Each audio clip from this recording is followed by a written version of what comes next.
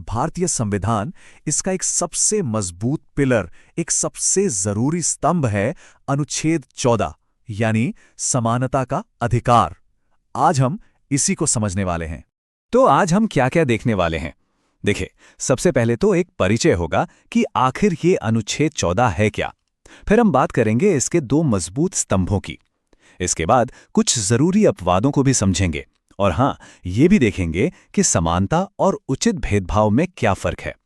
और आखिर में इस कानून का असली महत्व क्या है वो भी जानेंगे। तो चलिए सबसे पहले इसकी नींव से शुरू करते हैं। समझते हैं कि आखिर अनुच्छेद 14 है क्या और ये हमसे वादा क्या करता है। तो ये है अनुच्छेद 14 का ऑफिशियल टेक्स्ट। ये कहता है कि राज्य भारत के राज्य क्षेत्र में किसी व्यक्ति को विधि के समक्ष समता से या विधियों के समान संरक्षण से वंचित नहीं करेगा। अब इसका मतलब क्या है? सीधा सा मतलब ये है कि राज्य यानी सरकार और उसकी सभी संस्थाएं भारत की जमीन पर किसी भी व्यक्ति के साथ कानून के मामले में भेदभाव नहीं कर सकती।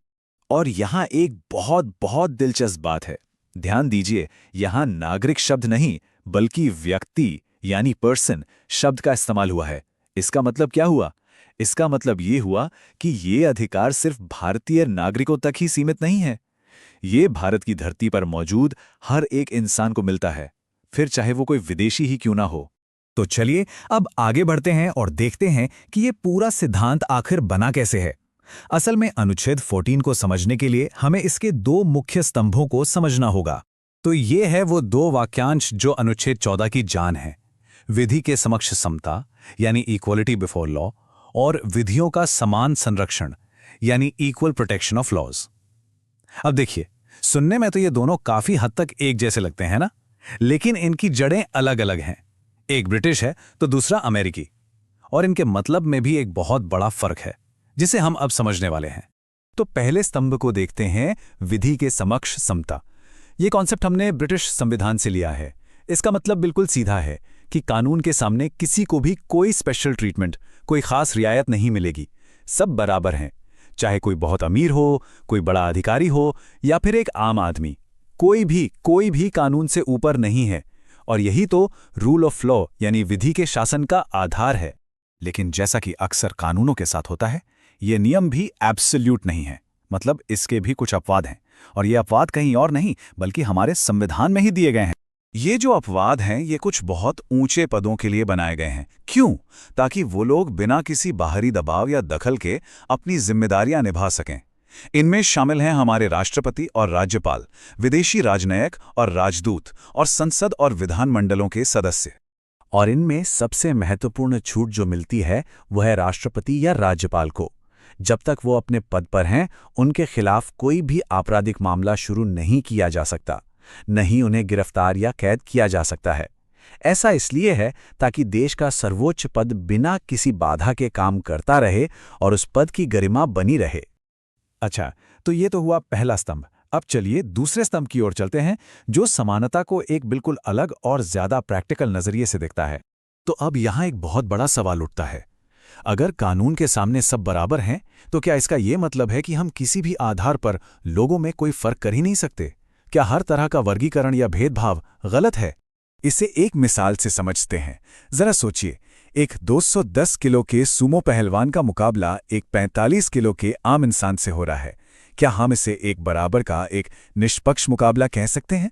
बिल्कुल नहीं, है ना? कभी-कभी जो लोग बराबर नहीं हैं, उनके साथ एक जैसा बर्ताव करना ही सबसे बड़ा अन्याय होता है। और यहीं पर हमारा दूसरा स्तंभ, विधियों का समान संरक्षण, सामने आता है। ये एक अमेरिकी अवधारणा है और ये कहती है कि समान परिस्थितियों में लोगों के साथ समान व्यवहार किया जाना चाहिए। मतलब likes should be treated alike. और ये चीज राज्य को संरक्षक भेदभाव, या जिसे हम पॉजिटिव एक्शन कहते हैं, उसकी इजाजत देती है, ताकि असल में बराबरी लाई जा सके। और इसके उदाहरण हमें अपनी रोजमर्रा की जिंदगी में दिखते हैं, जैसे अलग अलग आय वाले लोगों के लिए अलग अलग टैक्स स्लैब होना, महिलाओं की सुरक्षा के लिए खास कानून बनाना जैसे कि पॉश एक्ट, अनुसूचित जाति और जनजाति के लिए आरक्षण का प्रावधान, या फिर वरिष्ठ नागरिकों के लिए खास सुविधाएं। ये सब इसी सिद्धांत पर आधारित हैं, ताकि सबको एक लेवल प्लेइंग फील्ड मिल सके। तो चलिए अब इन सारी बातों को एक साथ जोड़ते हैं और समझते हैं कि हमारे संविधान में अनुच्छेद 14 का असली महत्व आखिर है क्या। तो कुछ सबसे जरूरी बातें जो हमें याद रखनी है। पहली, ये राज्य को मनमाने ढंग से काम करने से रोकता है। दूसरी, ये सिर्फ इंसानों पर ही नहीं बल्कि कंपनियों जैसे कानूनी व्यक्तियों पर भी लागू होता है। तीसरी, और ये बहुत जरूरी है, सुप्रीम कोर्ट के हिसाब से ये संविधान के मूल ढांचे का हिस्सा है। इसका मतलब संसद भी इसे बदल या हटा नहीं सकती। और हाँ, इसमें ट्रांसजेंडर व्यक्तियों को भी पूरा संरक्षण मिलता है।